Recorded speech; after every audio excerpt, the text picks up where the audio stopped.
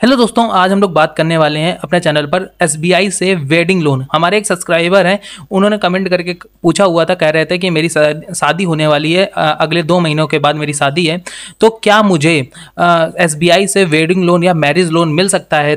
तो उन्होंने पूछा हुआ था उस पर क्या रेट ऑफ इंटरेस्ट लगता है और प्रेजेंट समय पे क्या मुझे डॉक्यूमेंट देने पड़ेंगे और क्या एलिजिबिलिटी लगती है एसबीआई में मैरिज लोन या वेडिंग लोन को अप्लाई करने पर, तो कितने लाख तक का मुझे लोन मिल सकता है। तो सारी चीज़ों के ऊपर हम लोग इन डेप्थ में बात करने वाले हैं। तो उससे पहले अगर आपने हमारे चैनल को देसी डिटेल्स ओनली को सब्सक्राइब नहीं किया तो प्लीज़ यार सब्सक्राइब कर लीजिए। पहले समझते हैं कि वेडिंग लोन होता क्या है, वेडिंग लोन मैरिज लोन होता क्या है। तो यहाँ पे आप marriage loan also knows as the wedding loan are types of personal loan that help the people wedding loan expense. ठीक है, एक तरह का पर्सनल लोन ही होता है जो कि आपकी शादी में जो आपके वेडिंग में एक्सपेंस हो रही होती हैं चीज़ें, जैसे कैटरिंग, डेकोरेटिंग, उसमें अगर आपको जो चीज़ें खरीदनी होती उसके लिए आप इसमें लोन ले सकते हैं। उसी को मैरिज लोन में जितनी चीज़ें होती हैं, आपको ज़रूरत की चीज़ें होती हैं, वो आप इस लोन के जहज से पूरे कर सकते हो। तो पर्सनल लोन में जो जो चीज़ें आपको रिक्वायर्ड होती हैं वही सेम चीज़ें आपको मैरिज लोन में भी रिक्वायर्ड होती हैं। तो अब भाई ने जो पूछा हुआ था कि एसबीआई का क्या रेट ऑफ इंटरेस्ट चल रहा है, उसके ऊपर हम लोग बात करते हैं। SBI personal loan rate of interest, यहाँ पे आप देख सकते हैं कि रेट ऑफ इंटरेस्ट एसबीआई का चल रहा है 11.15% से लेकर के 14.35% तक का, जिसमें मिनिमम लोन अमाउंट आपको 25,000 का मिल जाता है और मैक्सिमम लोन अमाउंट 30,000 तक का मिल जाता है। ठीक है, अगर आपका टेन्योर की बात करी जाए तो यहाँ पे आपको मैरिज लोन के लिए जो टेन्योर मिलता है 6 महीने से लेकर के 6 साल तक का मिल जाता है। ठीक है, अब यहाँ पे जो आपके प्रीपेमेंट चार्जेस लगते हैं वो 3% प्रीपेमेंट अमाउंट पर लगते हैं। ठीक है, आपको पता चल गया जो यहाँ पे आपको जो रेट ऑफ इंटरेस्ट लग रहा है वो हमने आपको बताया हुआ है कि 11.15% से लेकर के 14.30% का, एज पर आपके सिविल स्कोर पर। ठीक है, चलिए एक ईएमआई कैलकुलेट करके देखते हैं कि हमारी मंथली कितनी जाएगी। ठीक है, तो ईएमआई पे हम आ चुके हैं अपने ईएमआई कैलकुलेटर पर। एक सेकेंड, तो इसकी लिंक सिंपल आपको डिस्क्रिप्शन बॉक्स में मिल जाएगी और यहाँ से हम लोग पहले ईएमआई कैलकुलेट करके देखते हैं। हम आ चुके हैं पर्सनल लोन पर। अब यहाँ पे हमें, जैसे भाई ने कहा था कि मुझे 5 लाख का पर्सनल लोन चाहिए, मतलब कि वेडिंग लोन चाहिए, तो हम लोग अपना लोन अमाउंट सेलेक्ट कर लेते हैं 5 लाख रुपए। अब रही बात इंटरेस्ट रेट की, तो अभी हम लोग ने बात करा रेट ऑफ इंटरेस्ट हमें कितना लग रहा है, 11.15% से लेकर के 14.30%। तो हम एक मैक्सिमम ले लेते हैं थोड़ा, 12.5% का रेट ऑफ इंटरेस्ट लेते हैं और 5 साल का लोन, 5 लाख का लोन हम पहले 5 सालों के लिए लेके देखते हैं कि 5 सालों में हमें क्या रेट ऑफ इंटरेस्ट, क्या हमारी मंथली किस्त जाती है। तो 11,249 रुपये हमारी मंथली किस्त बच जाती है, जिसमें हमें टोटल जो ब्याज देना पड़ रहा है वो 1,74,938 रुपये का देना पड़ रहा है, जिसमें हमारी टोटल जो पेमेंट लगेगी प्रिंसिपल और इंटरेस्ट रेट मिला करके 6,74,938 रुपये हमें टोटल पेमेंट करनी पड़ेगी बैंक को, एसबीआई बैंक को, पूरे 5 सालों के अंदर।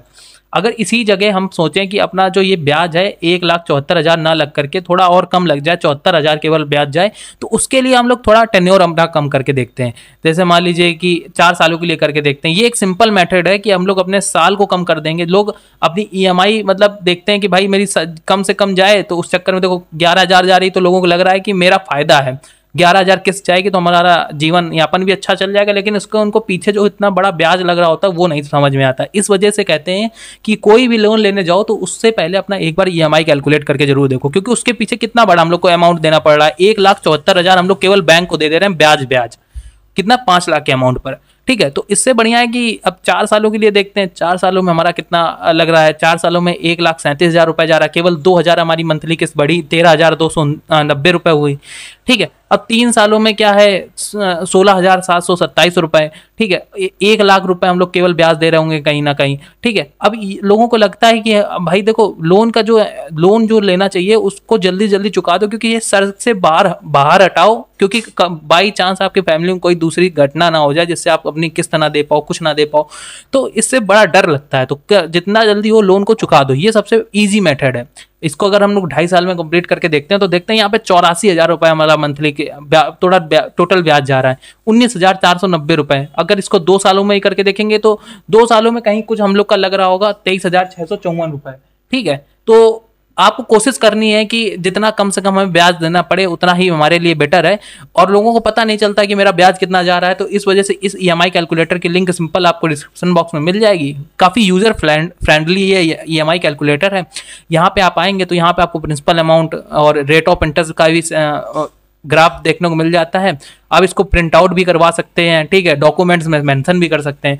तो आपको पता चल गया कि ईएमआई कैसे कैलकुलेट करनी होती है और अपनी ईएमआई को कैसे जांचा और पड़ता जाता है कि भाई कितनी कम लगे कितनी ज़्यादा लगे। कोशिश करनी होती है कि जल्दी जल्दी लोन चुके, ब्याज देखना होता है कि ब्याज कम से कम लगे। अगर आपकी फाइनेंशियल स्थिति खराब है तो अलग बात होती है, तो कोशिश करो कि लोन ही ना लो, 2-3 साल रुक के कोई चीज़ हम लोग कर लें, ठीक है। तो वो ध्यान में आपको रखना पड़ता है। ये सारी चीज़ें आपके ऊपर डिपेंड करती है, सिचुएशन पर डिपेंड करती है। अब हम लोग बात कर लेते हैं एसबीआई के डॉक्यूमेंट्स और एलिजिबिलिटी के ऊपर, जो कि सबसे मेजर रोल प्ले करता है, ठीक है। तो यहाँ पे हम आते हैं नीचे और यहाँ पे बात कर लेते हैं eligibility for personal loan scheme, मतलब कि वेडिंग लोन भी इसके मतलब कि स्कीम की एलिजिबिलिटी बोल सकते हैं। आपकी मिनिमम जो इनकम होनी चाहिए 15,000 रुपये होनी चाहिए, ठीक है। आपकी जो मिनिमम इनकम हो वो 15,000 रुपये होनी चाहिए। अब आप क्या ईएमआई जो रेशन होगा वो आपको 50% का लेस देन ईएमआई रेशन देखने को मिलता है।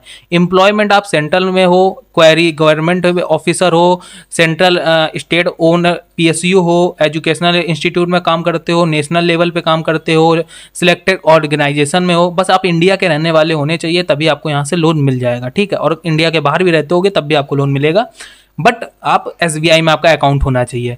और मैंडेटरी है SBI quick personal loan scheme के तहत पे ही आप लोन ले सकते हैं, और आपका सैलरी अकाउंट आपके एसबीआई बैंक में होना चाहिए, ठीक है। ये 2-3 चीज़ें जो थी जो कि आपके लिए बहुत ज़्यादा इंपॉर्टेंट रोल प्ले करती हैं। और आपकी एज का मेन फैक्टर होता है कि आपकी एज भाई 21 साल के ऊपर होनी चाहिए और 65 साल के बीच में होनी चाहिए, तो आप लोन आसानी से ले सकते हैं।